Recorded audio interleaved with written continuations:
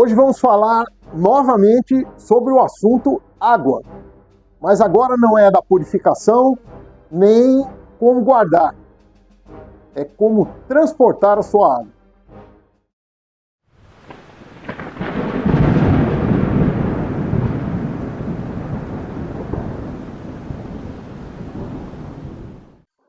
Eu resolvi fazer esse vídeo enquanto eu estava fazendo algumas pesquisas, assistindo alguns vídeos, lendo alguns livros a respeito, e me chamou a atenção um item especial, que é o transporte de água. Então, ao longo da história, como foi feito esse transporte de água? E eu digo aqui o seguinte: quem não estuda história está fadado a repetir erros. Quem estuda história aprende como as coisas eram feitas no tempo em que nós tínhamos a tecnologia de hoje. Ou seja, você dominando essas técnicas que você lê, que você aprende, que você pratica, você está aproveitando-se da história para, como se fosse assim, renascer técnicas de sobrevivência. Então, voltando, o que me chamou a atenção foi justamente que eu estava vendo um texto e vendo como os romanos transportavam a água para as cidades romanas, para Roma, né, através de aquedutos, etc. E aí começou a me chamar a atenção, e eu fui olhando, e aí eu resolvi, então, fazer esse vídeo. Obviamente, eu percebi que nós temos duas maneiras de transportar a água, ou através de recipientes, ou através de dutos, né, de canos, alguma coisa do tipo. Então vamos falar dos recipientes. Hoje em dia nós temos a facilidade do plástico. Então, recipientes de plástico, obviamente, permitem o transporte de água de um lado para o outro. Sejam recipientes um pouco maiores, um pouco menores, mas o plástico é o grande auxiliar nessa atividade de transporte de água. Um pequeno alerta: vocês têm que estar atentos para que esse recipiente, se ele for reciclado, ou seja, se ele já tiver sido usado antes, não tenha sido usado por algum tipo de produto contaminante. Então, exemplo, eu tenho uma garrafa PET que eu utilizei para levar a gasolina de um lado para o outro, para colocar no meu carro. Fui até o posto, botei gasolina, coloquei no carro. Aquela garrafa vazia, ela vai ficar com resíduo ali dentro da gasolina. Produtos normalmente derivados do petróleo deixam resíduos muito fortes, então gasolina, querosene. E se eu colocar água ali, o gosto vai aparecer, ou seja, aquela água estará contaminada. Uma gota de gasolina consegue contaminar uma quantidade incrível de água. Então é bem importante que esses recipientes sejam recipientes ou novos, ou recipientes que tenham sido utilizados com produtos compatíveis com o transporte de uma água potável. Eu vou dar um exemplo. Um recipiente de água sanitária bem lavado não vai dar contaminação, mesmo que tenha sobrado algum resto ali, algum resíduo de água sanitária. Esse resíduo, depois de lavado, ele vai até colaborar com a purificação da água.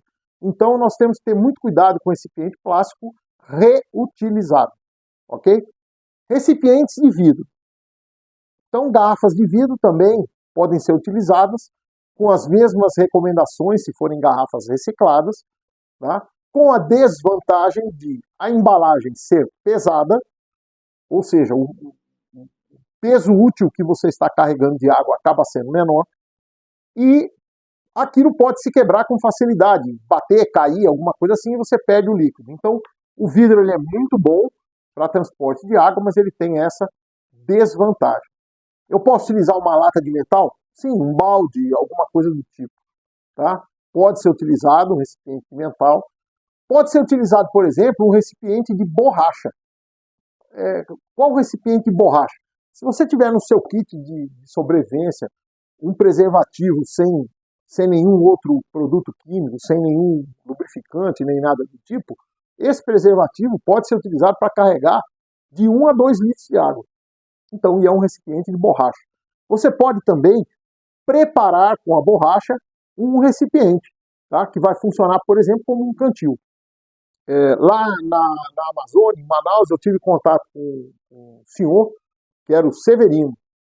Então, o Severino ele viveu muitos anos no Seringal do Acre E ele fazia, com aquela borracha que ele extraía da seringueira, uma série de utensílios. Tá? Ele fazia sapato, bota, ele fazia bola para jogar, ele fazia uma série de coisas. Então, para ele, por exemplo, fazer um recipiente, tipo um cantil de borracha, seria muito simples, muito fácil. Né? Então, é uma maneira de se utilizar. Então, você tem que aprender a retirar a seringa, você tem que aprender a utilizar, fazer aquilo ali, passar pela fogueira, endurecer. Então, tem uma série de técnicas, mas é uma possibilidade. E a mais utilizada na antiguidade, que era a cerâmica. Então, a argila, devidamente cozida, faziam recipientes de cerâmica que eram largamente utilizados não só para o transporte da água, como para, por exemplo, cozinhar água no fogo, purificar e etc, etc. Então, tá aí algumas dicas aí de recipientes, outros podem acontecer, saco plástico, por exemplo, saco plástico mais grosso também facilita o transporte da água, então seria aí no nível recipiente. Agora vamos falar de dutos. Se eu tiver no meu kit de sobrevivência da família, uma mangueira ali de 50 metros, por exemplo, guardada, nova, guardadinha ali, ela pode, num acampamento, num local qualquer, ligar o curso d'água até o acampamento, certo? Particularmente se houver um desnível. Né? Então, quando eu falo dutos, eu estou falando um sistema de transporte que vai funcionar à base de gravidade, que é o mais simples. Então, eu, por exemplo, coloco a mangueira presa entre algumas pedras, a água vai entrar pela mangueira e vai sair lá no acampamento.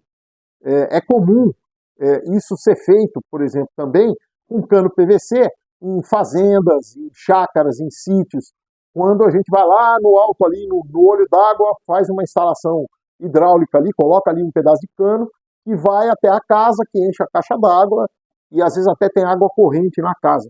Então, a mangueira vai funcionar como um duto, como esse cano PVC, mas ela vai funcionar de forma para ser móvel, ou seja, transportável. Eu instalo num local de acampamento, eu tiro dali e levo para outro. Então é interessante que a gente tenha uma mangueira no nosso kit da casa, no kit coletivo, vamos dizer assim. Eu posso fazer dutos de madeira.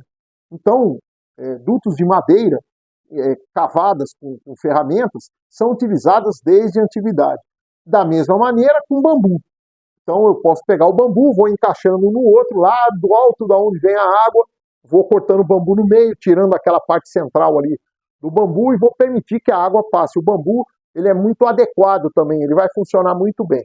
Lembrando que a madeira e o bambu vão ter um tempo de durabilidade menor, mas eu estou falando aí de talvez alguns anos, 1, 2 ou 3 anos, para que isso apodreça e comece a gerar uma perda na água. Mas pode ser feito também. Tá? E por último, de alvenaria. Lógico, se eu tenho um sítio, tenho uma casa e eu quero fazer um duto, eu posso fazer um desvio de alvenaria que leve água até o local onde eu estou habitando. Então, transporte da água é uma outra preocupação do sobrevivente, particularmente quando ele entra na terceira fase dele, que é a fase da autossuficiência.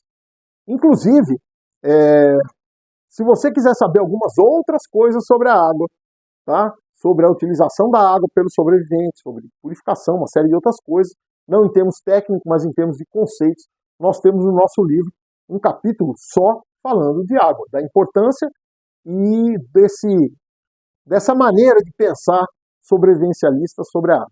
Ok? Então, o link está na descrição, prepare-se e sobreviva.